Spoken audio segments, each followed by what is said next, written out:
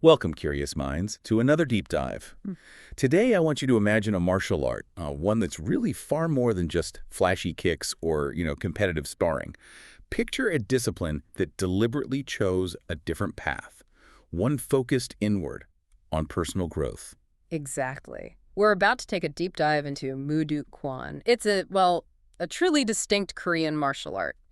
Our mission today really is to unpack how Grandmaster Hwang Kee's singular vision shaped Moo Duk Kwan into this holistic discipline. We'll look at its unique blend of physical techniques, its deep philosophical principles, and a really fascinating history that sets it apart from styles you might know better, like mainstream Taekwondo. So it's not just about learning kicks and punches here. We're exploring something aimed at shaping the entire person, not just, say, a champion in a ring. And to really get that, we have to start right at the beginning, its genesis. Absolutely. The story starts with the founder, Grandmaster Hwang Kee. He established Moo Duk Kwan on November 9th, 1945. This was in Yongsan-gu, Korea, literally right after the Japanese occupation ended. It was a time, full of renewed interest in Korean traditions. But his vision wasn't just another fighting style. He wanted something rooted really deeply in principles of virtue, focusing on personal growth, moral development. And what's really remarkable, I think, is Hwang Kee's background. His training was unusually broad, unusually deep. That seems to be the bedrock for Moo Duk Kwan's uniqueness. He didn't just follow one single lineage, did he? Not at all. He actively sought out knowledge from all sorts of different sources. He studied native Korean arts first, Taekwondo, Subak, ancient forms known for dynamic footwork, fluid movements. Then during World War II, he actually traveled to Manchuria. He trained there under the Chinese kung fu master Yang Kuk-jin. That brought in elements from systems like the tongue system, known for its explosive power, close-range stuff, and also Tai Chi, which, introduced those fluid internal strength ideas. Okay, so already he's synthesizing, blending the hard and the soft. But his research didn't stop there. No, absolutely not. He also dug into Okinawan karate, specifically Shotokan, mainly through books he got hold of. That introduced those strong, linear, very powerful movements into his growing system. And then a really pivotal moment in 1957, he discovered the Moo Do The ancient Korean martial arts text. Exactly. It was a treasure trove detailing forgotten Korean arts like Subak that's really enriched his system, connecting it deeply back to Korea's own martial heritage. So this isn't just one master teaching another in a line. It's a very deliberate, conscious synthesis. Yeah. Korean, Chinese, Okinawan traditions all pulled together. Precisely. And this eclectic synthesis, this blend, is why Moo Duk Kwan, or Subak Do as it became known, has that characteristic balance. People often describe it as maybe 60% hard and 40% soft in its techniques. It seamlessly integrates both linear and circular movements. It's a very deliberate outcome of his diverse studies. And as this vision evolved, the name itself changed too, didn't it? Yeah. It did, yeah. Originally, he called it Hwa Sudu, the flowering handway. Then he changed it to Tang Sudu, meaning Chinese handway. That name was actually more recognizable in Korea at the time, partly because of the Japanese influence from Karate-do. Mm. And what's amazing is how fast it grew. By 1960, Tang Sudu was the largest martial arts organization in Korea. Huge. How large are we talking? We're talking nearly 75% of all martial artists in the country were practicing Tang Sudu under Moo Duk Kwan. Wow, 75%. That's incredible. What do you think drove that massive popularity back then? Well, I think it was probably a few things. The post-war desire for a strong national identity, certainly. Hwang Kee's leadership was clearly very charismatic. And the system itself, it was effective, but also deeply philosophical. It resonated with people wanting self-improvement, But even with all that popularity, in 1960, Hwang Kee officially changed the name again, from Tang Sudu to Subak-do. This change reflected some significant modifications he'd made, incorporating new forms, new hyung, especially after his deeper dive into the ancient Korean art of Subak from the Moo Do. Subak-do is now the official name for the art taught in licensed Moo Duk Kwan schools. So this synthesis wasn't just techniques and names. It went right down to the symbols, like that midnight blue belt you mentioned. Sounds very symbolic. What's the story there? Ah, yes. This is profoundly symbolic. It really embodies his core philosophy, unlike the black belt, which in many arts often signifies, completion or mastery. Right. The midnight blue belt in Moo Duk Kwan represents a lifelong journey, continuous growth, humility, infinite learning. It embodies Hwang Kee's belief that nobody ever achieves perfection. The journey is always ongoing. It's a constant reminder to stay a student. It's a powerful statement, humility, ongoing development. Yeah. But this unique path, this philosophy, it wasn't always easy. It led to a defining split, didn't it, in Korean martial arts history? It did. Back in the 1950s and 60s, the Korean government started this unification movement. Their goal was to bring all the different martial arts schools, the Kwans, under one single name, Taekwondo. It was partly driven by a desire to standardize things, promote a unified national identity after the war. And Hwang Kee and Moo Duk Kwan were initially involved. But then in 1958, he pulled out. And this wasn't just about the name Taekwondo, was it? It sounds like it went much deeper. Oh, much deeper. It was a fundamental philosophical divergence. His motivation was the strong desire to preserve Subakdo from becoming purely a sport or just a military hand-to-hand system. He saw that unification would inevitably push things towards competition, towards external validation. And he wanted to keep the focus on personal growth, the philosophical depth. He saw it as a way of life, not just a competition. And that decision had consequences. Real fallout. It led to a major split within his own organization. That's right. Despite Hwang Kee's resistance, a large group of his senior students, some quite notable figures, they chose to leave the original Moo Duk Kwan organization in March 1965. They joined the Taekwondo unification movement. They formed what became known as Moo Duk Kwan Taekwondo. Ah, so that's where that name comes from. Exactly, and they subsequently adopted the standardized Kukiwon curriculum, the Taekwondo forms and rules. Meanwhile, Hwang Kee's original Moo Duk Kwan continued independently, teaching Subakdo, sticking to his path. So you ended up with two distinct systems sharing a history, but with really different directions. But Hwang Kee didn't just let his original vision fade away. He really fought to protect it, didn't he? Even the name and the logo. He did, fiercely. He got into a long legal battle, took it all the way to the Korean Supreme Court. He fought to prevent his organization being dissolved and to protect its name, the iconic fist logo. And today, Moo Duk Kwan and that fist logo, along with Subakdo, they're federally registered trademarks of his licensed successor organizations. After he passed away in 2002, the leadership, the legacy, passed to his son, H.C. Hwang Kwan Jengnim, ensuring that his unique vision continues.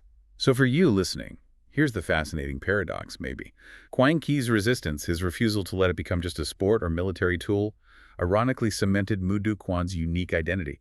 It solidified its focus on personal growth as a way of life, creating that fundamental separation from competition-focused Taekwondo. That decision really defined everything. It truly did, a defining moment that shaped its entire character moving forward. So that defining philosophical stance, that refusal to compromise, clearly set Moo Duk Kwan apart.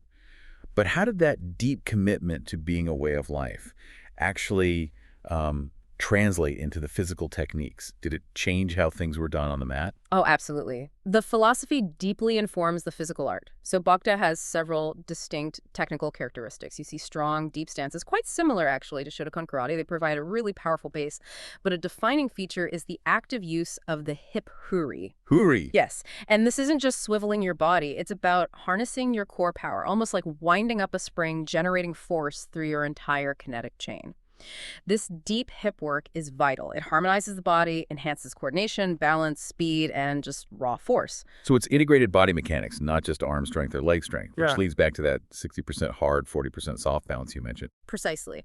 The system integrates both direct linear movements. You can see the Shotokan influence there with more fluid, circular constructions. Those come more from the Chinese and ancient Korean roots.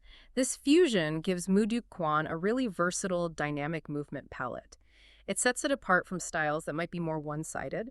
It's Hwang Kee's deliberate blend of that fluid, soft side with strong stances and the diverse kicks, say, from Taekyon. Yeah. And it all prioritizes practical self-defense, not just scoring points. Okay, let's get into some specifics then, this unique repertoire. What about the core elements, stances maybe? Right. Stances are fundamental. Stability, power generation. You have Chingul Jase, the forward stance. It's like a powerful driving arrow, great for forward momentum. But then you also have Hugul Jase, the back stance, or sometimes called cat stance. It's incredibly agile, ready to spring, shift directions instantly. It's that intelligent mix of stability and agility that makes it so versatile. And hand techniques. Kicks are obviously a big part of Korean arts, but what about the hands in Moo Duk Kwan? Hand techniques, suji, are extensive, really broad. From powerful blocks like Ha Dan Mak Ki, that's the low block, and Sang Dan Mak Ki, the high block, to a whole variety of strikes. It includes unique hand forms like Sudo, knife hand, Kwan Su spear hand, and Kwando hammer fist. You also find very practical elbow attacks, Pao Kup Kong Kyuk, and spear hand attacks, Kwan Su Kong Kyuk. Really emphasizes close range effectiveness. And here's a key difference from sport Taekwondo, right? Moo Duk Kwan heavily integrates joint locks and grappling. Yes, that's a crucial differentiator. It really underscores Moo Duk Kwan's focus on practical self-defense, real-world situations. Unlike competition styles that often minimize or ignore these, they are integral here, part of the core curriculum. Okay, and kicking techniques, jockey. I imagine there's a huge variety given the Korean heritage. Absolutely. So Bakdo is renowned for its great variety of kicks. It's a hallmark, really. Includes foundational kicks like Op Chanut-ji, front push kick, Yup Cha-ji, side kick, Dulyo Cha-ji, roundhouse kick, and Dui Cha-ji, back kick. But it also emphasizes double kicks, combination kicks, used both defensively and offensively. Quite sophisticated. And then we have the forms, or hyung, these prearranged sequences. Yeah. They're crucial for refining skills, instilling discipline. Exactly. And Moo Duk Kwan's hyung are influenced by three distinct styles, or ryu. There's Wei-ga-ryu, that's the outer style, rooted in southern Chinese schools, emphasizes speed, directness. Then Ne-ga-ryu, the inner style, from northern Chinese schools, stresses more conscious, internal techniques, fluidity. And finally, Zhenggan-ryu, the middle style. That's a Korean influence, bringing versatility and balance. But what's really unique is that Hwang Kee also developed his own original hyung. Oh, like the chill sung. Yes, the Chil Sung Hung, a series of 7 forms he created in 1952. These are incredibly clever. They subtly weave together those hard, direct movements with soft, circular ones. They even incorporate practical elbows and knees. It's really a masterclass in how Moo Duk Kwan integrates power and flow for real-world self-defense, distinct from anything purely Japanese or Chinese. And he also developed the Yukro Hung, 6 advanced forms created back in 1947. These came directly from his study of the Murda Botongji text. They further cemented the art's Korean foundation. These unique Hung series were a deliberate move away from relying solely on, say, Japanese influence forms. They embed his philosophy right into the movements. What about self-defense, or Ho Sin Sul? How does that fit in? Moo Duk Kwan puts a strong emphasis here. Practical self-defense. It moves beyond just strikes, focusing heavily on joint manipulations, throws. This is another significant difference from mainstream Taekwondo, which tends to focus so much on kicks for sport, it can leave a gap in close quarters defense skills. Right. And finally, given this emphasis on practical application, holistic development, how does Moo Duk Kwan approach sparring or daeryun? Is it still about competition or something else? Sparring is definitely an integrated part of the training. It's divided into ilsusik, that's one-step sparring, really focused on precision, timing. And then there's jayu daeryun, which is free sparring. And in free sparring, the yang concept is really applied.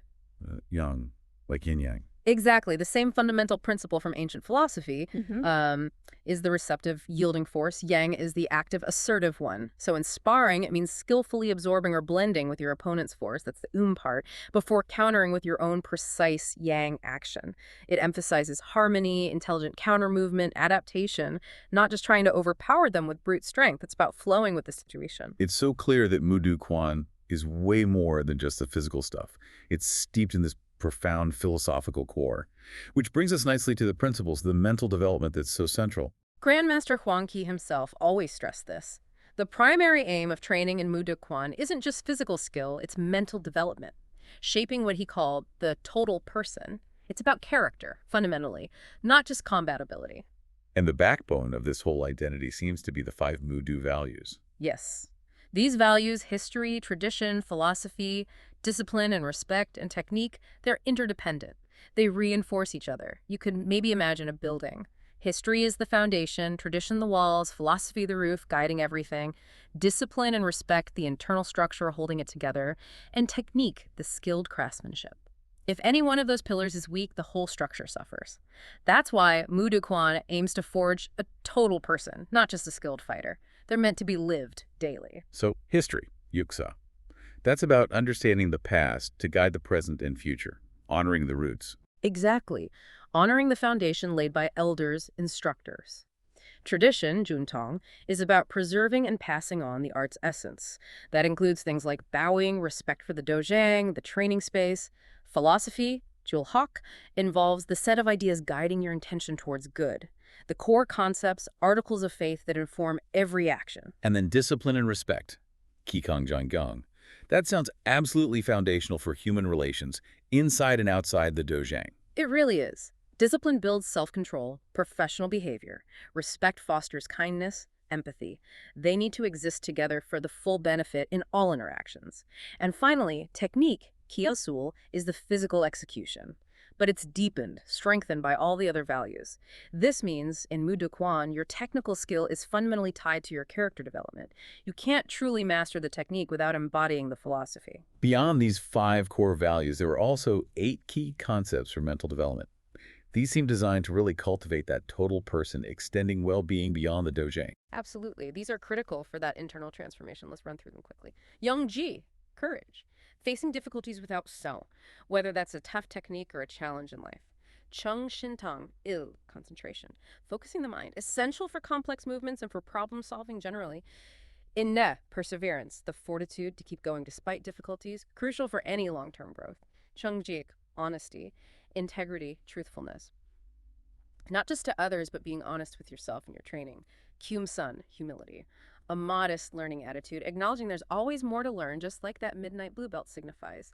Him, chokchung, control of power. Correctly applying physical force, yes, but also controlling the ego. It's about precision and restraint, not just raw power. Shinchuk, tension and relaxation. Balancing energy transfer. Using more relaxation than tension for graceful, powerful execution. Deeply linked to breathing, stress reduction, mental harmony. Wangup, speed control. Varying speed for timing, precision, and movement, but also, metaphorically, the ability to moderate the pace of your life when needed. It's really incredible how these concepts translate so directly. From the dojang right into everyday life. Like that idea of shinchuk, balancing tension and relaxation, that's not just about throwing a punch effectively, is it? It's about managing stress before a meeting, finding calm in chaos. Exactly. This philosophical depth is what makes Moo Duk Kwan such a holistic discipline. It aims to develop the whole person, impacting not just how you move, but how you think, how you live. And there's also the concept of Moo Do Jiaosi, tying it all together. Right, the martial way attitude. It integrates mental behavior, jase, and physical behavior, mam jase. The idea is to express natural virtue, foster harmony. A good mental attitude supports good physical expression, and vice versa. It's about embodying the principles in every single action. And of course, that midnight blue belt we keep mentioning, it's a constant philosophical reminder. Continuous growth, humility, no one reaches perfection. A powerful symbol of a lifelong journey. Okay, as we start to wrap up, let's bring it all together. What truly defines Moo Duk Kwan's distinct identity, especially when you contrast it with the mainstream Taekwondo that grew out of that unification period? Well, the core philosophical divergence is really the fundamental difference. Moo Duk Kwan, or Subak Do, it prioritizes personal growth, practical self-defense, and that internal development as a way of life. Mainstream Taekwondo, on the other hand, has largely evolved into a dynamic, exciting competition sport. The focus is very much on point scoring, Olympic participation, different goals. So the technical approach naturally reflects that fundamental split, too. Absolutely.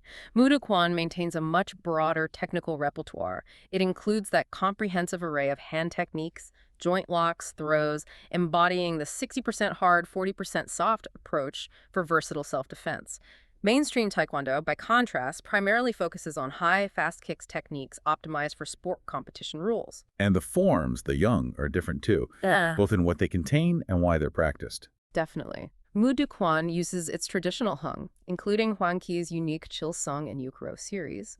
These are specifically designed to embed his philosophy and practical application into the practitioner. Mainstream Taekwondo uses pumse, or tool, which are often standardized for competition aesthetics, fitting specific sporting regulations. And that midnight blue belt, it's just such a constant, visible reminder of that deep philosophical statement about learning, about growth, isn't it? Exactly. It represents that continuous journey compared to the black belt, which, in many other arts, can sometimes signify completion or arrival. It's a subtle but profound difference in outlook. Ultimately, it seems Grandmaster Hwang Kee's vision and his principled resistance to that unification push continue to define Moo Duk Kwan today. It ensures this unique, deeply enriching experience. Yes, and his son, H.C. Hwang Kwanjang Nim, continues to lead and protect that legacy. This unbroken lineage, this consistent adherence to Hwang Kee's original philosophy, it ensures Moo Duk Kwan remains distinct, profound, true to its roots as a way of life. So let's quickly recap. We've explored Moo Duk Kwan's rich history, Its founder's incredibly eclectic background blending Korean, Chinese, Okinawan influences. We've seen how this led to its unique hard and soft techniques, and how its profound philosophical emphasis on mental development created a way of life that's deliberately distinct from mainstream Taekwondo. It really is a testament to the power of having a clear vision and pursuing it with unwavering conviction. And as you reflect on this deep dive, here's a final thought for you to ponder. How might integrating a philosophy of continuous growth, like the one symbolized by that midnight blue belt, change your approach to mastery in any area of your life, not just martial arts? Something to think about.